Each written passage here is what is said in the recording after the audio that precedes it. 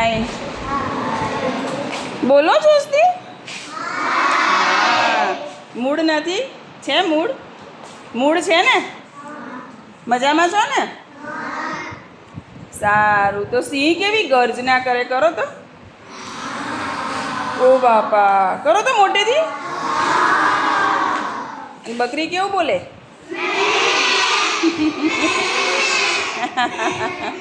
સરસ સરસ. આજે આપણે જો તમે હમણાં ગયા અઠવાડિયે પણ બધાએ સરસ વાર્તાઓ રજૂ કરી હતી. કોઈ 2 લીટી બોલે, કોઈ 3 લીટી બોલે. જેને જેવી આવડે એવી વાર્તા આપણે કીધી હતી. 2-3 વાર્તાનું નાટ્યીકરણ પણ આપણે કરાયું હતું. હવે આજે મેં તમને બધાને એક ચિઠ્ઠી આપી, કાપલી આપી છે. એમાં મેં જે કાપલી આપી છે ને એમાં નીચે ઘણાઈને ગોળ કર્યું છે અને ઘણાઈને સ્ટાર કર્યો છે. તો એનો અર્થ એ થયો કે વાર્તા કેટલી હશે? હા, સ્ટારવાળી વાર્તા અને ગોળવાળી વાર્તા. હા, એ વાર્તા એક સિંહની વાર્તા હશે અને એક બકરીવાળી વાર્તા હશે બેન. એટલે જ તમને કીધું ને કે ગર્જના કરો, આ કરો, બકરીનો અવાજ કાઢો એમ. બરોબર. હવે મેં તમને જે ચિઠ્ઠીઓ કાપલીઓ આપી છે, જે વાક્ય પટ્ટી છે, એ વાર્તાનું એક વાક્ય છે. બધાય પાસે એક વાક્ય છે. તમે હજુ પૂરું જોયું નથી એટલે તમને બી ખ્યાલ ના આવે. ખબર ક્યારે પડશે કે તમે બધાય ગોળવાળા ભેગા થશો, બધા સ્ટારવાળા ભેગા થશો, ત્યારે તમને ખબર પડે ને કે વાર્તા કેવી હોય. તમે સૌથી પહેલાં સૂઈને ઉઠો છો, નાહો છો, પછી સ્કૂલે આવો છો. સાચું કે ખોટું? હા. અને સ્કૂલમાં આવ્યા પછી રિસેસ પહેલાં પડે કે પહેલાં આપણે ભણીએ છીએ? પહેલાં રિસેસ પડે નહીં. એમ વાર્તામાં પણ ક્રમ હોય.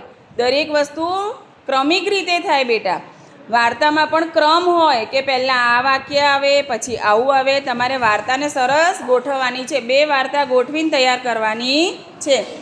ટેબલમાં આ બાજુ સ્ટારવાળી વાર્તાવાળા બેસશે અને આ બાજુ ગોળવાળી વાર્તાવાળા બેસશે.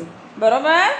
તો તમે તમારા ગ્રુપને સ્ટારવાળા છે ત્યાં સામે ઊભા થઈ જશે અને ગોળવાળા છે તે અહીંયા બોર્ડ જોડે તમારા ગ્રુપને ભેગું કરીને ગોઠવીને પછી અહીંયા તમારે ક્રમમાં બેસવાનું છે. ચલો, તમને હું બહુ જ ઓછો સમય, મતલબ કે 2 મિનિટ 3 મિનિટ આપું છું. તમે જોઈ લો અને તમારી રીતે ત્યાં ગોઠવી દો. પછી તમારે અહીંયા આવીને બેસવાનું છે. સ્ટારવાળા અને ગોળવાળા. સ્ટારવાળા ત્યાં સામે, ગોળવાળા અહીંયા.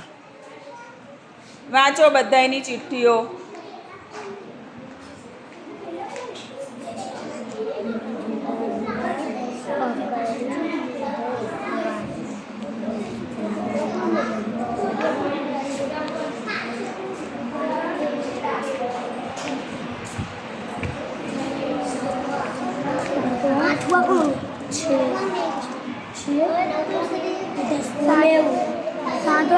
સાતવા તું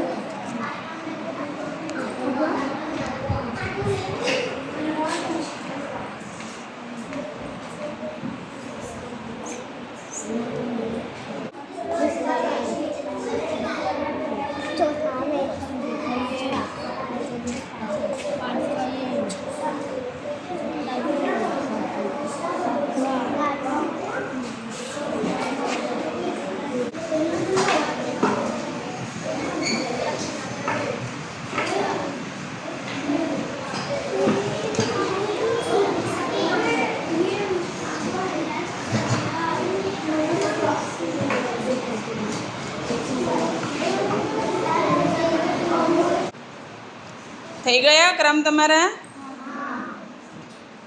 ચલો, સૌથી પહેલું કોણ છે? ગોળ. આપણે સ્ટારવાળી વાર્તા લઈશું પહેલાં. ઓકે, તમે પહેલો ક્રમ છે એમ ને?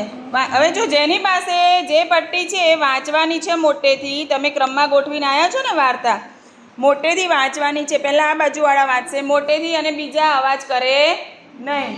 વાંચો બેટા. એક જંગલમાં એક સિંહ રહેતો હતો. એક દિવસ સિંહ સૂતો હતો. એક નાનું ઉંદર તેના પર દોડવા લાગ્યું.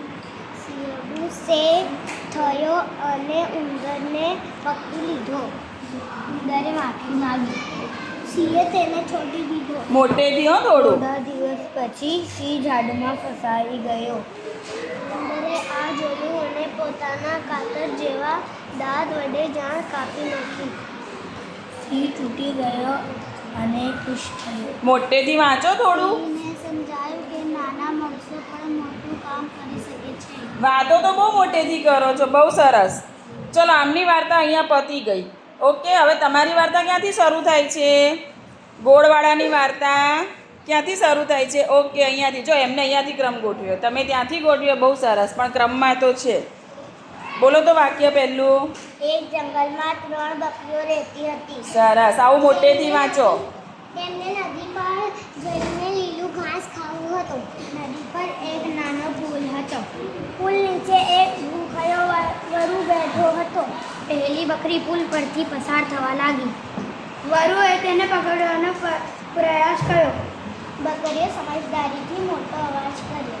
બાકીની બકરીઓ પણ અવાજ કરવા લાગી. અવાજ સાંભળીને વરુ ડરીને ભાગી ગઈ. બધી બકરીઓ સલામત રીતે ઘાસ ખાવા પહોંચી ગઈ. ફરીથી. બધી બકરીઓ સલામત રીતે ઘાસ ખાવા પહોંચી ગઈ. બહુ ઝડપથી આંસુ વાંચે છે ભાઈ તું તો.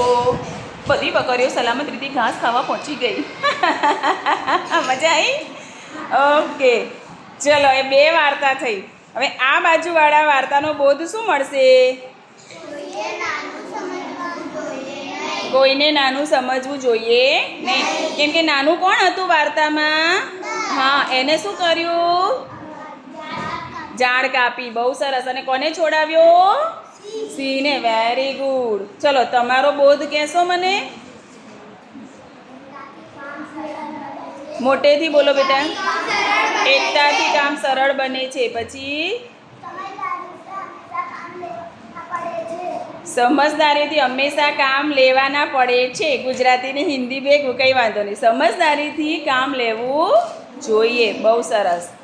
તો તમારી વાર્તાનું નામ સમજુ બકરીઓ. કેટલી બકરીઓ હતી એમાં? અને આપણે જે નાટ્યકરણ કર્યું હતું એમાં કેટલી બકરી હતી?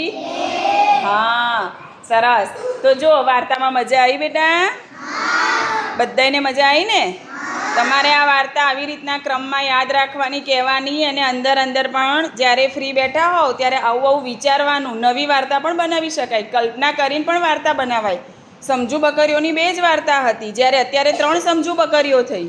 હા, તો આવી અમુક કાલ્પનિક વાર્તાઓના વિચાર કરવાના, શબ્દો લખવાના, વાક્યો લખવાના. તો એનાથી શું થશે? તમારું શબ્દ ભંડોળ વધે ને?